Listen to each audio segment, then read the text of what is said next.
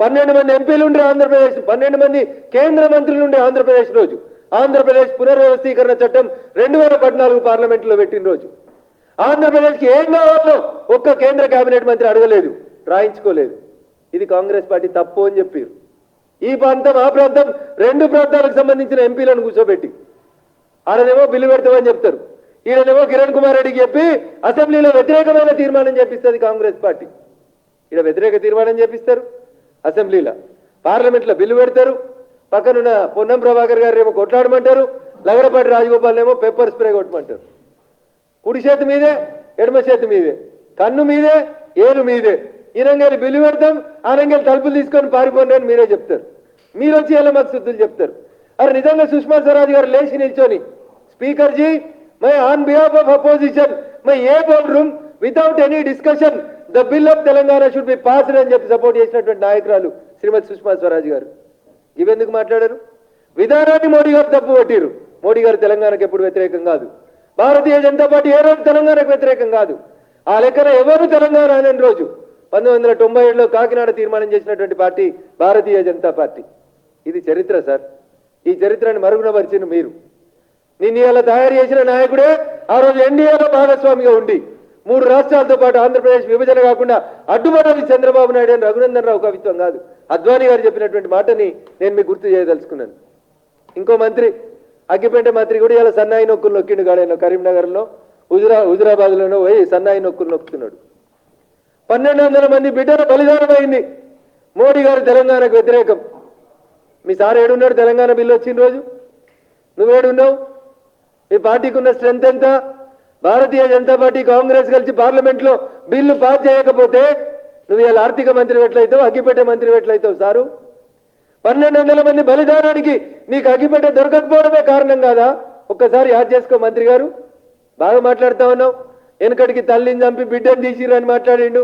మోడీ తెలంగాణకు వ్యతిరేకం, నువ్వు దుబ్బాకకు వ్యతిరేకం కాదా? నువ్వు 119 నియోజకవర్గాల్లో ఒక సిద్దిపేటని, గజ్వేల్ని, సిరిసిల్లని తప్ప మిగతా వాటిని చూడమనేది వాస్తవం కాదా? అడుగడుగున తెలంగాణ ప్రజలలో ఒక రకమైనటువంటి విషయాన్ని భారతీయ జనతా పార్టీ మీద కుమ్మాలని, భారతీయ జనతా పార్టీ మీద ప్రజలలో ఒక రకమైనటువంటి ఇబ్బందికర వాతావరణాన్ని కల్పించాలని ప్రయత్నం చేస్తుంది అగ్గిపేట మంత్రి గారు కాదా? ఏడున్నారు?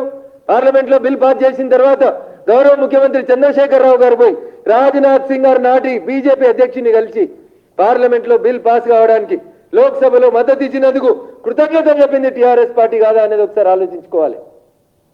మీరు వచ్చి మోడీ గారు బీజేపీ తెలంగాణకు వ్యతిరేకం, మోడీ గారికో బీజేపీ, అద్వానీ గారికో బీజేపీ ఉన్నది.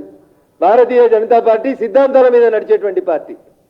Bharatiya Janata Party is a party with difference అని చెప్తాం. సిద్దిపేటకో న్యాయం, సిరిసిల్లకు న్యాయం, గజ్వేల్కో న్యాయం ఉండదు భారతీయ జనతా పార్టీలో. కాశ్మీర్కి ఏం న్యాయం ఉంటుందో తమిళనాడు కూడా అదే న్యాయం ఉంటుంది. అది మీ దగ్గర లేదు కదా, మీ పుణ్యమే కదా 1200 మంది చచ్చిపోయింది. నీకు అగ్గిపేట దొరకలే, శ్రీకాంత్ చారి గారికి అగ్గిపేట దొరికింది. అదే కదా మలిదశ తెలంగాణ ఉద్యమాన్ని మలుపు తిప్పినటువంటి సావు. 1200 మంది సావు కారణమైన మీరు కూడా వచ్చి మోడీ గారు తెలంగాణకు వ్యతిరేకం అంటే అన్న అయ్యే దయ్యాలు వేదాలు వల్లించినట్టుంది హరీష్ అన్న. అందుకని మాట్లాడేటప్పుడు నువ్వు కక్కిన విషయం దుబ్బాకలో, నువ్వు కక్కిన విషయం హుజురాబాదులో ప్రజలకి బాగా జీర్ణమైంది, అర్థం చేసుకున్నారు. మిమ్మల్ని మీ పార్టీని ఎక్కడ ఉంచాలో అక్కడ ఉంచినారు.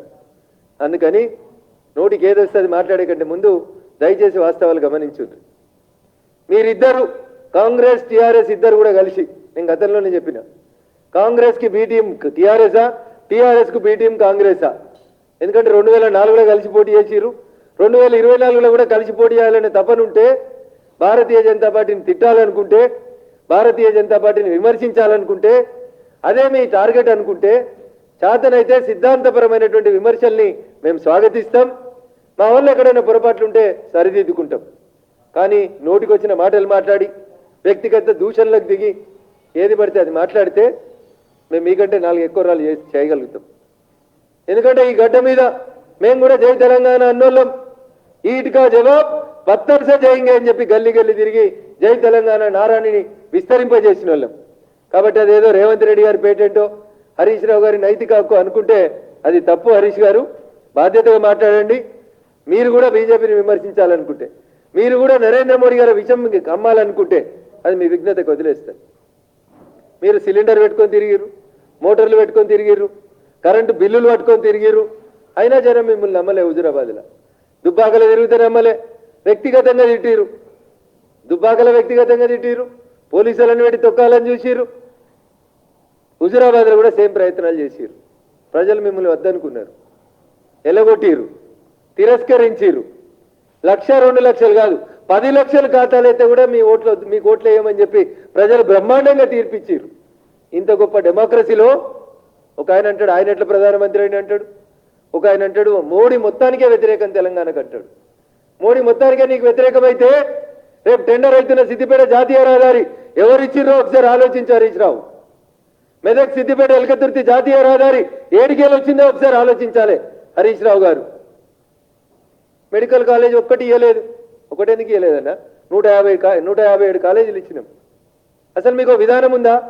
మోడీ గారు 157 మెడికల్ కాలేజీలు ఇచ్చినప్పుడు ఒక విధానాన్ని ప్రకటించారు.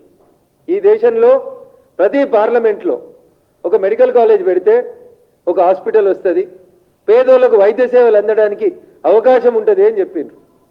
మేము మెడికల్ కాలేజీలు ప్రకటించినప్పుడు తెలంగాణలో ఉన్న జిల్లాలు ఎన్ని, తెలంగాణలో ఉన్నటువంటి మెడికల్ కాలేజీలు ఎన్ని, మిగతా రాష్ట్రాలలో ఉన్న మెడికల్ కాలేజీలు ఎన్ని, మిగతా రాష్ట్రాల్లో ఉన్నటువంటి పార్లమెంట్ సీట్లు ఎన్ని, తెలంగాణలో ఈరోజు ఉన్న మెడికల్ కాలేజీలు ఎన్ని, తెలంగాణలో ఈరోజు ఉన్నటువంటి జిల్లాలు ఎన్ని?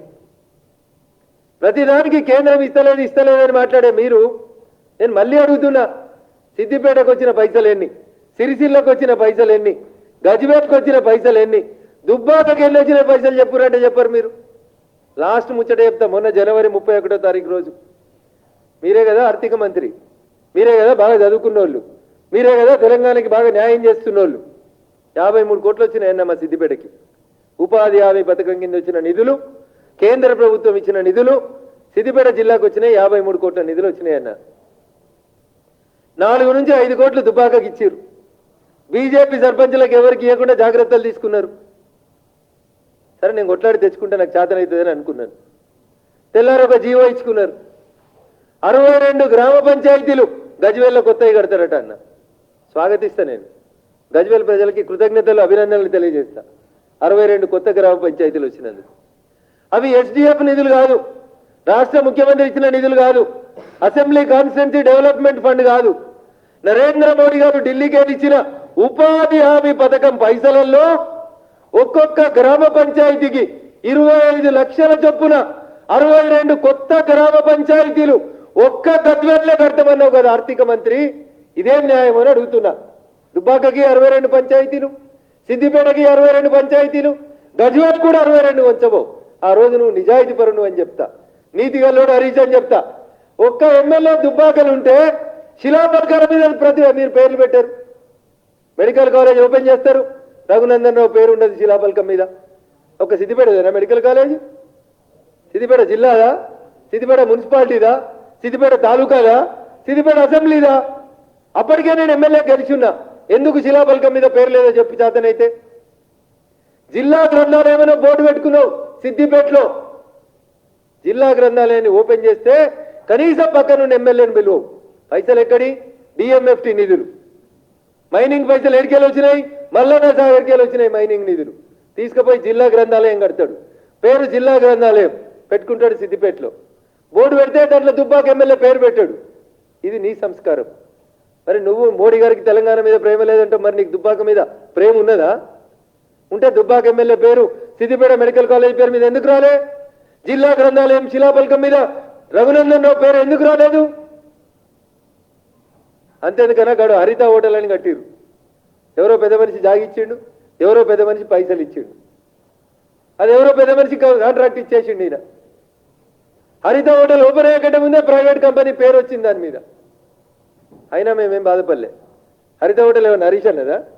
ఆయన ఇంట్లోకెళ్ళి పైసలు ఇచ్చి కట్టుకుండా దాని ఓపెనింగ్ శిలాఫలకం మీద కూడా దుబ్బాక ఎమ్మెల్యే పేరు పెట్టవు. నీ జిల్లాలో మెడికల్ కాలేజ్ ఓపెన్ అయితే రఘునందన్ రావు పేరు ఉన్నది, నీ జిల్లాలో గ్రంథాలయం ఓపెన్ అయితే రఘునందన్ రావు పేరు ఉన్నది, నీ జిల్లాలో హరిత హోటల్ ఓపెన్ చేస్తే రఘునందన్ రావు పేరు ఉన్నది. ఇది నీ సంస్కారం. నువ్వు వచ్చి మోడీ గారిని ఏమడుగుతున్నావు? మోడీ గారికి తెలంగాణ మీద ప్రేమ లేదు. మరి నేను అడుగుతున్నా నిన్ను, నీకు దుబ్బాక మీద ఉన్న ప్రేమ ఏంది? దుబ్బాక ఎలక్షన్లప్పుడు చెప్పినావు కదా, దుబ్బాక ఓ కన్ను, సిద్దిపేట ఓ కన్ను. ఏదైనా మరి 2 కళ్ళ సిద్ధాంతం ఎందుకు వస్తలేదు? సిద్దిపేటలో ఆల్రెడీ సురభి మెడికల్ కాలేజ్ ఉంది కదా, సిద్దిపేటలో ఆల్రెడీ పెద్ద గవర్నమెంట్ దవాఖాన ఉంది కదా. సిద్దిపేట జిల్లాకు మెడికల్ కాలేజ్ వస్తే దుబ్బాకలు పెట్టాలి, కానీ సిద్దిపేటలో ఎందుకు పెట్టుకున్నావన్నా? అంటే నీ ప్రేమ అంతా, నీ కడుపు తీపి అంతా సిద్దిపేటకే కదా హరీష్ అన్న. అంటే దీన్ని బట్టి ఏమర్థమవుతుంది, ఏం అర్థం చేసుకోవాలి ప్రజలు? ఒకసారి దయచేసి ఆలోచించమని చెప్పి విజ్ఞప్తి చేస్తా ఉన్నా. వ్యక్తిగతంగా మనుషుల మధ్యలో స్పర్ధల్ని, పార్టీల మధ్యలో స్పర్ధల్ని, జిల్లాల మధ్యలో స్పర్ధల్ని తీసుకొచ్చేటటువంటి మీ కోరిక ఈ దేశ ప్రజలు ఏ రోజు కూడా స్వాగతించారు. 273 303 అయినాయి, 303 353 అవుతాయి. మీ తిట్లే మాకు ఆశీర్వచనాలుగా, మీ శాపనార్థాలే మాకు దీవెనలుగా. ఒకటికెళ్ళి 4కి వచ్చినాం, 4కెళ్ళి డబుల్ డిజిట్లకు వస్తాం. తెలంగాణలో కూడా భారతీయ జనతా పార్టీని మీ డిస్క్రిమినేషన్కి వ్యతిరేకంగా 100% ఈ రాష్ట్రంలో అధికారంలోకి తెస్తాం. This is the stand of BJP. అటు రేవంత్ రెడ్డి గారికి, ఇటు అగ్గిపేట మంత్రి హరీష్ రావు గారికి మేము చెప్పదలుచుకున్నటువంటి విషయాలు ఇవి.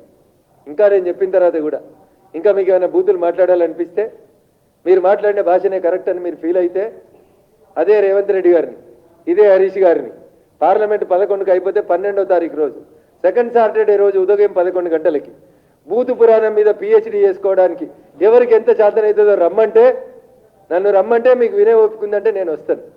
లేదు నేను మీలాగా ఎంపీని మంత్రిని కాదనుకుంటే, మీరు రోజు చెప్తారు కదా బండిగాడు గుండుగాడని, మా ఇద్దరు ఎంపీలలో ఎవరినైనా పంపమంటే పంపిస్తాం. శుక్రవారం పార్లమెంట్ అయిపోతే శనివారం నాడు పొద్దుగాల 11 గంటలకి ఈ రాష్ట్రంలో బూతు పురాణంలో ఎవరికి PhD ఇవ్వాలి, ఎవరి సంస్కారం ఏంది అని తెలుసుకోవాలనుకుంటే తెలంగాణ బిడ్డలుగా గన్ పార్క్ దగ్గరికి రండి అని మీకు స్వాగతం పలుకుతా ఉన్నా. థ్యాంక్ యూ అనండి. హాయ్ ఫ్రెండ్స్, మా టుడే టుమారో యూట్యూబ్ ఛానల్ చూస్తున్నందుకు చాలా థ్యాంక్స్. మరిన్ని లేటెస్ట్ వీడియోస్ కోసం వెంటనే సబ్స్క్రైబ్ చేయండి. అలాగే ఈ బెల్ ని కూడా రింగ్ చేసేయండి. మా నోటిఫికేషన్స్ అన్ని మీ మొబైల్లో వస్తాయి. అలాగే మా వీడియోస్ మీకు నచ్చితే లైక్ చేయండి, షేర్ చేయండి, నచ్చకపోతే కామెంట్ చేయండి.